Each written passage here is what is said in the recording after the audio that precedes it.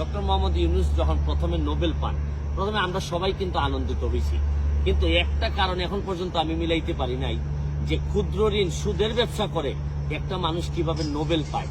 এবং আপনি আরেকটা জিনিস বাংলাদেশের বিবেচনায় আপনাদেরকে বলতে চাই, ক্ষুদ্র ঋণের ব্যবসা করে ব্যবসাতে ঋণ নিয়ে কেউ বৃহৎ হয়েছে আমার জানা নাই, অথচ ডক্টর মোহাম্মদ ইউনূসের মতো লোকরা ক্ষুদ্র ঋণের ব্যবসা করে এত বড় হয়ে গেছেন যে হিলারি ক্লিন্টনের মতো লোকের নির্বাচনী প্রচারণায় তারা টাকা পর্যন্ত তারা ব্যয় করতেছেন বাংলাদেশে থেকে। বাংলাদেশের মানুষের টাকা উনি হিলারি ক্লিন্টনের এই নির্বাচনী প্রচারণায় দিচ্ছেন এবং এটার ফলও কিন্তু উনি পাচ্ছেন। দেখেন এখন উনি 175 জন বিশ্ব নেতা নাকি বলছেন যে ইউনূস সাহেবের বিরুদ্ধে যে মামলা, এই মামলা স্থগিত করতে হবে।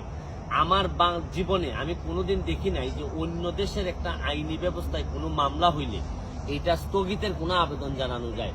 সর্বোচ্চ আমরা কি করি, আমরা বলি যে অবশ্যই যেন তাকে ন্যায় বিচার নিশ্চিত করা হয়, বা আমাদের যদি কারো আগ্রহ থাকে আমরা নিজেরা এসে, হিলারি ক্লিন্টন ওনারা কিন্তু নিজেরা এসে এখানে মামলা পরিচালনা করতে পারতেন।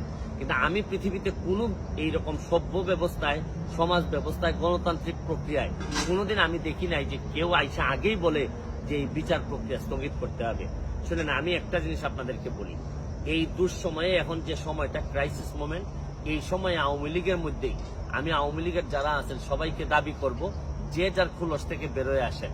প্রতিবাদ করার সময় আছে, আমাদের যা যা আছে তার বিভিন্ন সময় আমরা বলবো, আমাদের দুর্নীতির বিরুদ্ধে যুদ্ধ চলতে থাকবে।